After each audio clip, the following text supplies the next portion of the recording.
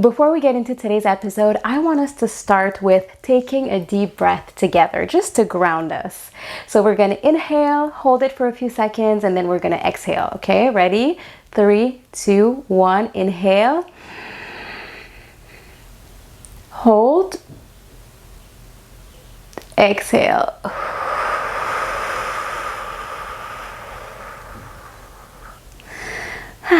We're ready.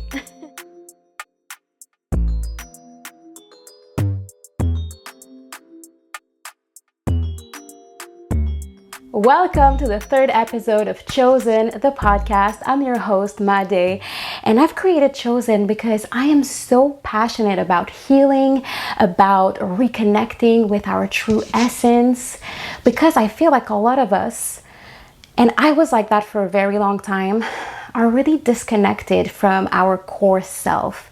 And what I mean by core self, I mean, like your real self, your highest self, the best version of you. And it's crazy because we tend to put that version on a pedestal. Like even me, when I think of my highest self, I tend to look up or point up, as if this version is above me. But no, this version of us is right here. It's right inside of us, but we have a tendency to view our highest self as this really hard person to reach, this version of us that requires so much work, and it's almost impossible to become that. But all we got to do is reconnect with her or him, because that version of you has never left you. That version of you is not separate from you. We literally have become super disconnected, and so we feel like it's another person, when in fact we just have to reach within. That's why I created Chosen, because when I was going through my healing journey, I felt super overwhelmed. I was like, oh my God, I had so much shit to heal. I had so much trauma, so much pain inside of me. And I was like, whoa, I knew the kind of person I wanted to be, but it seemed so far-fetched. It seemed so removed from the person that I was. And I was like, oh my God.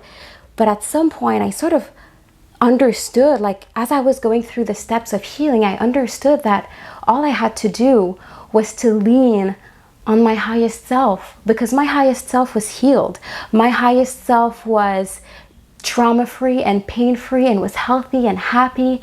So I was like, right, if I let her take the lead, if I let her make the decisions, if I check in with her, then it'll make everything so much easier, because she's the version that I'm trying to become. But she's right here waiting for me to lean on her. So I decided to get support from my highest self and make all of my decisions from her, because that's what truly choosing yourself is about committing to making the choices that are aligned with that version, letting that version take the lead. So this is Chosen, the podcast. This is what we're talking about in the podcast, how we get to that point of really building that connection with ourself and how we can reconnect with our true essence. So I am super excited. I'm super passionate. So let's get into the episode. And to start, I want us to circle back on the previous 2 weeks assignments, because I gave you a little homework and I think it's good to do a little recap. So the first week was to do our naughty list, meaning doing a list of everything we want to change, improve upon, accept, all the things our little negative habits, all the things we're trying to fix and heal within ourselves, right? So we did that list on week 1.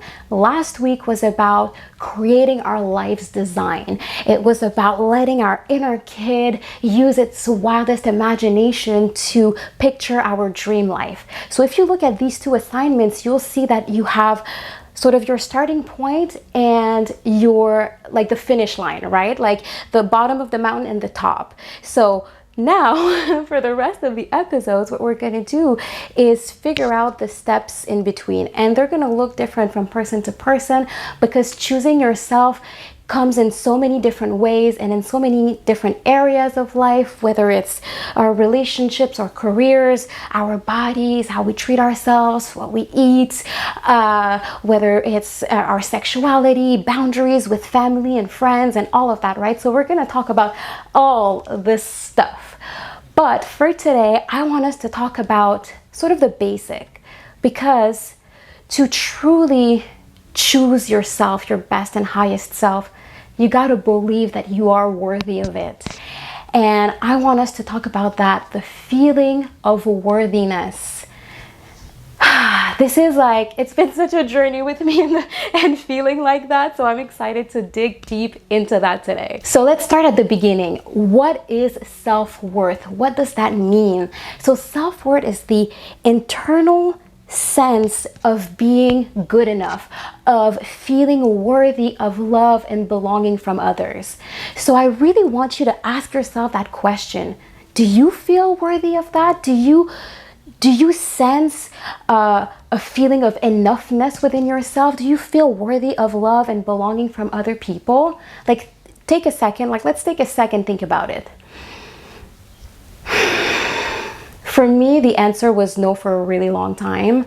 I really struggled with that for most of my life. And if I can be completely honest, I still struggle with that from time to time, but now I'm really good at catching myself. This is why I still do this work, because even though I went through this really long and painful and beautiful healing journey, healing is continuous. It's like going to the gym, right? Like when you hit the gym, you have your dream body in mind. Like when you reach that dream body you've been dreaming about, do you stop going? Do you think if you stop going to the gym, you're going to maintain that physique?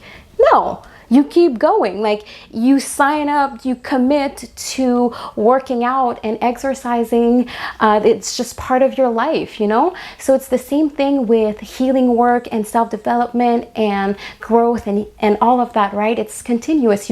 Like the gym, you have to train your mind. So because I've trained my mind a lot, when I feel the feelings of unworthiness creep in, I'm like, I catch myself very, very quickly, but they still come from time to time.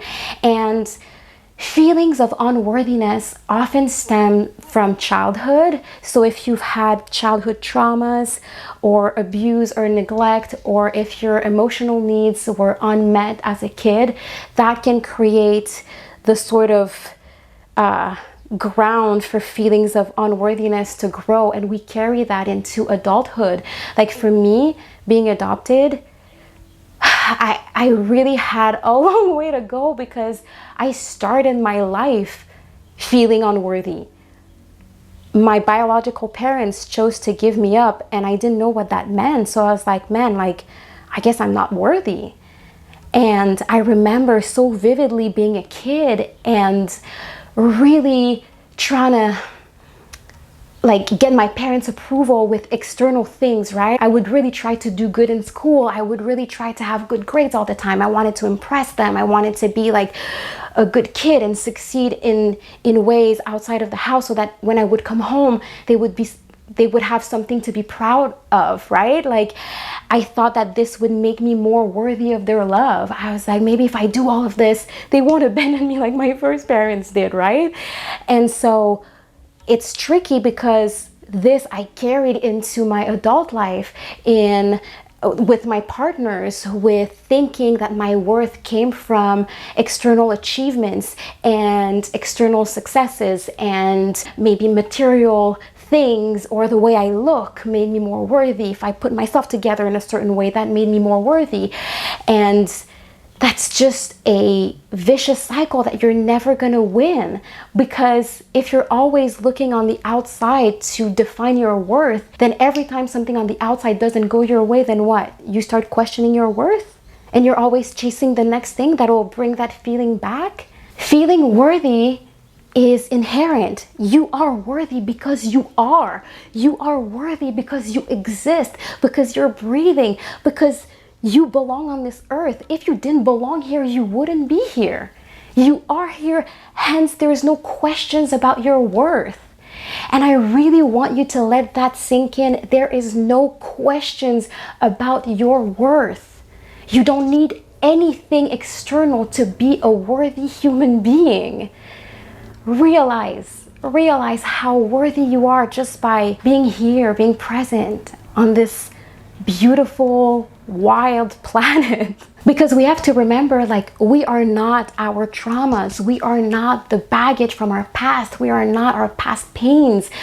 And also, we are not our external wins, and we are not our looks and our money and our bank accounts and our social media following. We have to stop basing our worth on that, because we are not that. We are human beings that are constantly in evolution, and we experience these things, but we are not defined by them. So we have to stop defining our worth based on all of these external things. So recently I was reading the book Worthy by Jamie Kern Lima, and I want to read you something she wrote when it comes to worthiness and feeling worthy, because it really struck a chord with me, and I think it might struck a chord with you. So let me read it for you, okay?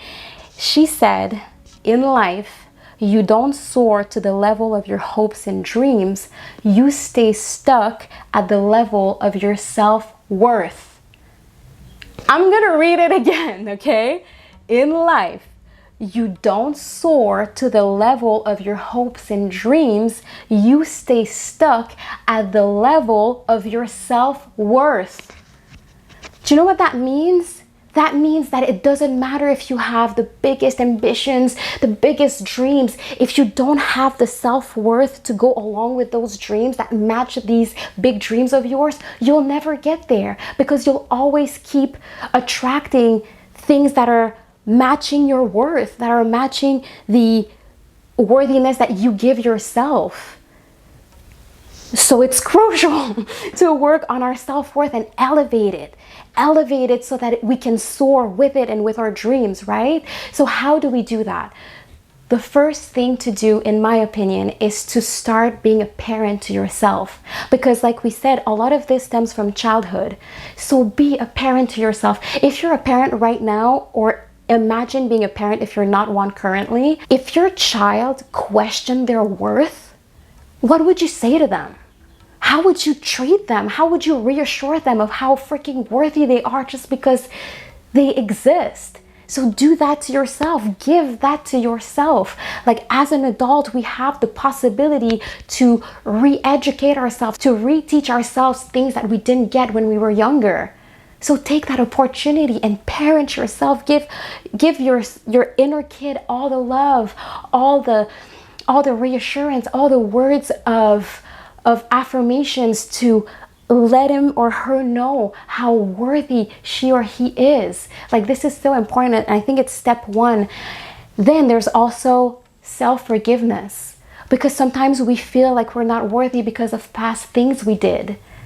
But no, forgive yourself. Forgiveness is huge in just feeling like we said, like, we are not defined by our past mistakes and our past wounds and pains and traumas, right? So whatever you went through, offer yourself self-forgiveness and a lot of compassion and self-acceptance, like to accept fully and wholeheartedly who you are really goes hand in hand with feeling worthy. Because if you truly accept all of you, all of the beauty about you, all the flaws, all the everything, then you're gonna start feeling like, oh my God, like, I am worthy. Of course I'm worthy. Like, I want you guys to come to a point where you think back at yourself, questioning your self-worth, and go like, whoa, like, how could I have possibly questioned my worth? It seems crazy now. Like, that's where I want us to get to, because it is crazy to question that you're just worthy as a human being. Why wouldn't you be? And the other thing we can do is to truly show up for yourself. Be accountable to your own self. Keep your promises to your own self.